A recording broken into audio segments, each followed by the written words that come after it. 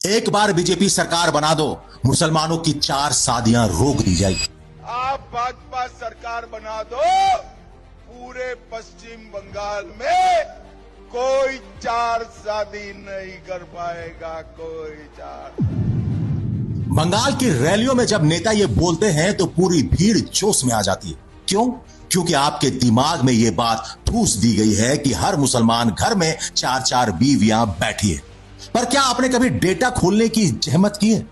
सरकार का अपना NFHS सर्वे कहता है कि इंडिया में 98.6 शादियां मोनोनमस है, यानी एक ही बीवी वाली। सिर्फ 1.4 लोग ऐसे हैं जिनकी एक से ज्यादा बीवी है। अब आप बोलेंगे कि वही 1.4% तो मुसलमान होंगे ना। यही तो सबसे बड़ा झटका है। इस 1.4 की लिस्ट में मुसलमान टॉप पर है ही नहीं। सबसे आगे है क्रिश्चियन 2.1% के साथ, मुसलमान उससे नीचे है 1.9% पर, और हिंदूज सिर्फ 1.3%। मतलब मुसलमान और हिंदुओं के बीच का फर्क सिर्फ और सिर्फ 0.6% का ही है। क्या इतने माइनर फर्क के लिए पूरे देश में नफरत का माहौल होना चाहिए? अब जो बताऊंगा ना, वो सुनकर आपका दिमाग घूम जाएगा। चलो पीछे चलते हैं 1961 में।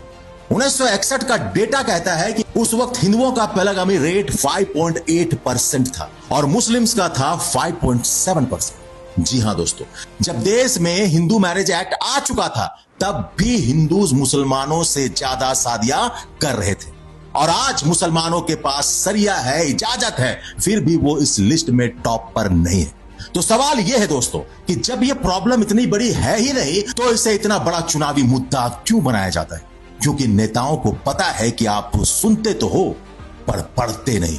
और बहुत अफसोस की बात है कि यह फैक्ट ना कोई नेता बताता है और ना मैंने कभी मुसलमान नेता या कोई इन्फ्लुएंसर से सुना है। अगली बार कोई नेता यह डर दिखाए ना तो उसे यह 0.6 वाला लॉजिक जरूर पहुंचाना। दोस्तों, सबसे जरूरी बात, आज की जंग मैदान में नहीं, मोबाइल की स्क्रीन पर नैरेटिव से लड़ी जा रही है। अगर आपको लगता है कि हक की आवाज दबनी नहीं चाहिए और यह सच घर घर तक पहुंचना चाहिए तो अभी फॉलो कीजिए और इस वीडियो को इतना शेयर कीजिए, लाइक कीजिए, कमेंट कीजिए कि झूठ बोलने वाले की होश उड़ जाए। साथ मिलकर हक का आवाज बनिए। खुदा हाफिज।